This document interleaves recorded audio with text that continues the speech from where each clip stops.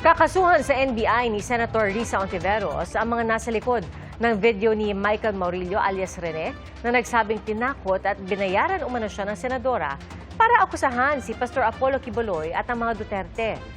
Pinabulaanan ng senadora ang mga alegasyon sabay lapag ng mga resibo o screenshot ng mga email at text mula kay alias Rene. Saksi, si Mav Gonzalez. Sinungaling na nga, nang haharas pa. Mariin ang pagtanggi ni Senadora Risa Ontiveros sa mga pahayag ni Michael Maurilio alias Rene. June 25 nang i-post online ng isang pagtanggol valiente kung saan sinasabi ni Maurilio na tinakot at binayaran lang umano siya ng senadora para akusahan si Pastor Apollo Quiboloy at idawit ang mga Duterte. Kabilang sa mga isinawalat niya noon sa Senado ay ang pang-aabuso umano ni Quiboloy sa ilang babaeng miyembro ng Kingdom of Jesus Christ. Michael exposed people who trusted the Senate with their stories. And these are people who were already afraid. Now they are in danger. Again, yan ang talagang kinagagalit ko. Hindi lang ito paninira. Pero giit ng senadora, si Maurilio raw ang paulit-ulit lumapit sa opisina niya mula December 2023 at nag-volunteer na tumestigo laban kay Quiboloy. Naglabas pa siya ng mga screenshot ng email at text bilang resibo. Siya mismo ang gumawa at nagbigay sa aking opisina. Andoon na ang pangalan ng mga Duterte. Walang pumilit. Siya ang nagkusang loob. No one paid him. No one coerced him. Ilang araw bago lumabas ang video, nag-message pa raw si Maurilio sa opisina ni Ontiveros noong June 22 at 23. Michael was the one frantically messaging my staff. Sabi niya, quote, "Help me, kinidnap ako at tinatakot ako ng kingdom. Dito ako kinulong sa Glory Mountain." Nireport daw nila ito sa PNP Davao. Pero habang inaaksyonan ng pulisya, biglang lumabas naman ang video ni Maurilio na binabawi ang mga nauna niyang pahayag sa Senado.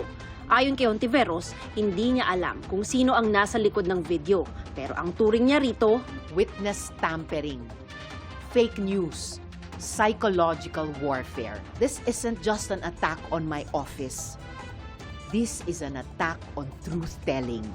hindi rin aniya nito napahina, kundi lalo pang napalakas ang findings ng Senate Committee on Women and Children laban kay Quiboloy. Hindi lamang si Michael ang testigo, maalala po natin 14 sila ni hindi siya ang star witness. At yung iba sa 13 pang witness na yon ay nag-reach out na sa opisina ko para sabihin handa nilang patunayan. Sabihin muli na sila'y nagtestigo ng malaya at hindi sila binayaran. Ayon kay Ontiveros, sa Miyerkules ay magsasampa sila ng reklamo sa National Bureau of Investigation o NBI laban sa mga nasa likod ng video, kabilang na si Maurilio. Pinag-aaralan din niya ang pagsasampa ng kasong kriminal. Hinihingan pa namin ng komento ang kampo ni Quiboloy at Duterte. Para sa GMA Integrated News, ako si Mav Gonzalez, ang inyong saksi. Abot bewang na baha ang nilusong ng mga taga-Iriga City sa Camarines Sur matapos ang malakas na buhos ng ulan. Stranded naman ang ilang motorista dahil sa malakas na agos sa Davao de Oro. Ating saksihan. Malakas na bulwak ng tubig ang bumungad sa mga motorista sa New Bataan, Davao de Oro kahapon. Mahigit 30 minuto rin silang stranded sa Nabunturan, Maragusan Road. Kasabay ng ragasan ng tubig ang pagguho naman ng lupa at mga bato sa gilid ng bundok. Ang ilang residente naglagay ng malalaking bato sa gitna ng tubig para maalalayan sa pagtawid ang ibang motorista. Tinulungan din nilang makatawid ang ilang residente. Humupa rin kalaunan ng tubig at muling nadaanan ng kalsada. Humambalang naman ang lupa na may kasamang mga bato sa bahagi ng National Highway sa Don Marcelino, Davao Occidental kaninang umaga. Ayon sa MBRMO Don Marcelino, bumuho ang lupa bunsod ng sama ng panahon. Pansamantalang isinara ang kalsada at nagsagawa ng clearing operations. Sa Iriga City, Camarines Sur, abot bewang ang baha matapos ang pag-ulan na tumagal ng halos 1 oras. Humupa na ang ulan pero mataas pa rin ang baha sa lugar. Abot tuhod ang tubig sa Iriga City Sentro. Trough ng low pressure area o LPA at habagat ang nagpapaulan sa bansa. Ayon sa Pag-asa, may tsansang maging bagyo ang binabantayang LPA na huling namataan 920 kilometers silangan ng Central Luzon. Sa datos ng Metro Weather, makakaranas ng pag-ulan ng halos buong Luzon pati ang malaking bahagi ng Visayas at Mindanao, lalo na sa hapon. May heavy to intense rains na posibleng magpabaha o magdulot ng landslide. Para sa GMA Integrated News, ako si Darlene Kayang, inyong saksi.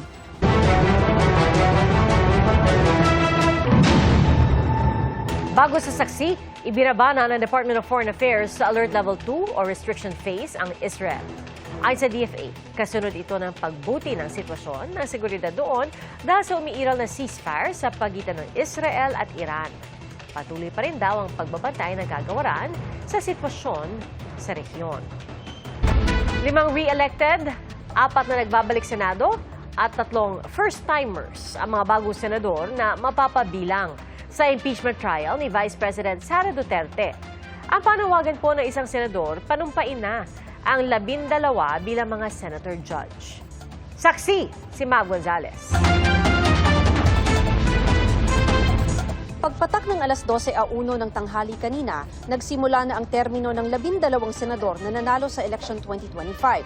Kaya si Senator Risa Hontiveros may panawagan kay Senate President at Impeachment Court Presiding Officer Cheese Escudero. Anytime 12:01 p.m. onwards of today, pwede na. At sana, ipanumpa na ni Presiding Officer yung 12 pang bagong mga senador. Sa 12 newly elected senators, 5 ang re-elected, sina Pia Cayetano, Bato de la Rosa, Bongo, Lito Lapid at Amy Marcos. 4 naman ang returning o mga dating senador na nagbabalik Senado, sina Bam Aquino, Ping Lacson, Kiko Pangilinan at Tito Soto. Habang 3 ang mga bagong salta sa Senado, sina Rodante Marcoleta, Erwin Tulfo at Camille Villar. Sabi ni Hontiveros, in session pa rin ang impeachment court at hindi pwedeng basta lang i-dismiss ang kinakaharap na articles of impeachment ni Vice President Sara Duterte nang hindi dumaraan sa paglilitis. Due process requires it. Hindi naman pwedeng meron lang motion to dismiss, pagbobotohan na namin, dismiss, in effect, acquit. Gayon din, hindi naman pwedeng, hindi pa kami nagkukondukta ng trial, boboto na kami, convict. So, hindi yan patas. Whether sa prosecution, whether sa impeached official, higit sa lahat, sa ating publiko. Sabi rin ni Senador Joel Villanueva, tututulan niya kung may magmosyon na i-dismiss agad ng korte ang articles of impeachment. Yung initiation, exclusive sa House, trial, exclusive sa Senate. For me, parang napaka-clear. We need to have a trial. Gusto rin makita muna ng bagong senador na si Erwin Tulfo ang mga ebidensya kaya kailangang umabot sa trial. Pero sabi niya, I'll be the first one to say, kung after few days wala naman laman, why don't we just dismiss this? Pero kung may laman naman, then let's fight. It will take 6 months, Senator Erwin Tulfo, then let's go for it. sabi rin ni Senador Tito Soto, dapat bigyan ng pagkakataon ng prosekusyon at ang bise na ipresenta ang kani-kanilang argumento. Sabay banggit sa hinaharap ng Senate leadership. I expect that the impeachment court will be called by July 29 kung sino man yung Senate President. Hindi pa pwedeng i-dribble yun, hindi pa pwedeng babalik-balikin yun. Hindi pwede because it's what the Constitution says. We have to follow the Constitution. Para sa GMA Integrated News, ako si Mav Gonzales, ang inyong saksi.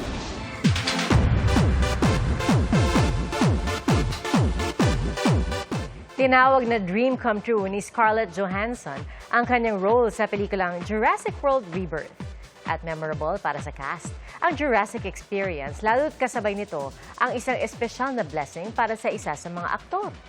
Narito ang showbiz saksi ni Lin Chin.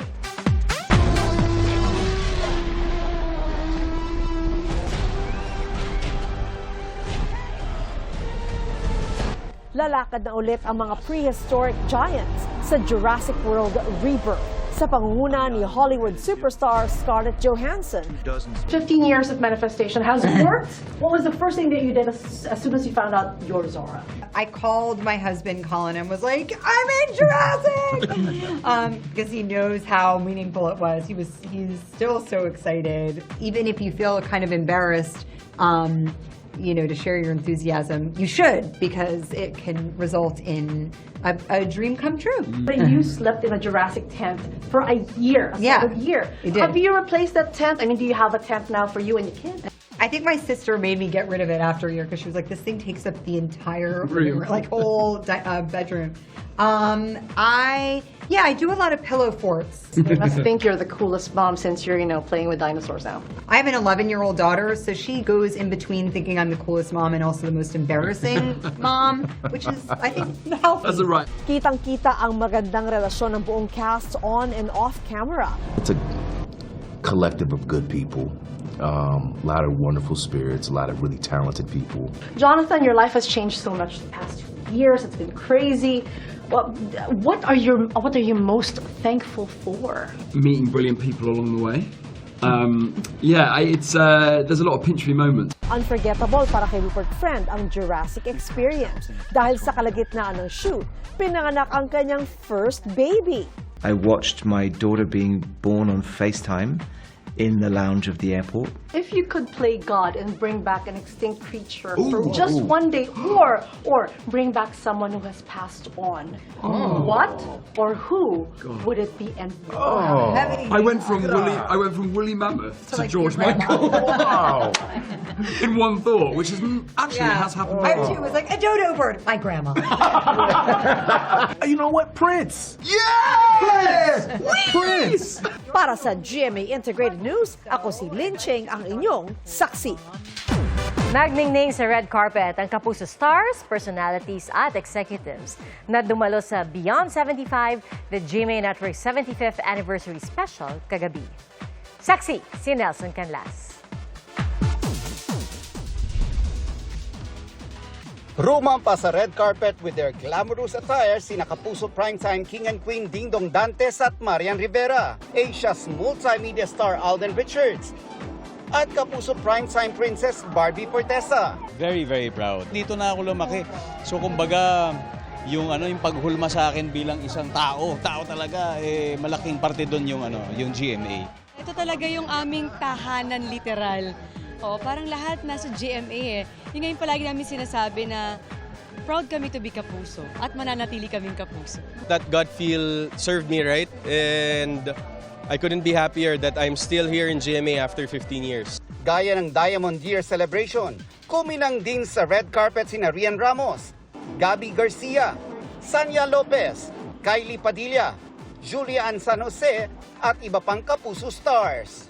Dumalo rin ang mga personalidad ng GMA Integrated News at GMA Public Affairs gaya ni nasaksi anchor Pia Arcangel, Mel Tiangco, Vicky Morales, Emil Sumangil, Arnold Clavio, Ivan Mayrina, Ato Maraulio, Connie Sison, Rafi Tima, Marisu Mali, Howie Severino at Jessica Soho. Present din siyempre sa mahalagang milestone ang mga haligi ng Kapuso Network sa pangungunan ni GMA Network President and CEO Gilberto Arduabit Jr., Executive Committee Chairman Joel Jimenez, Executive Vice President and Chief Financial Officer Felipe Yalong, Senior Vice President Attorney Annette Gozon Valdez at iba pang opisyal. Unang-una at higit sa lahat, yung taus-pusong pasasalamat sa ating mga manonood, sa ating mga kapuso. They are the reason we're here. So for the last 75 years, naging karangalan at privilege natin na paglingkuran sila. And we look forward to the next 75 years of being one with the Filipino.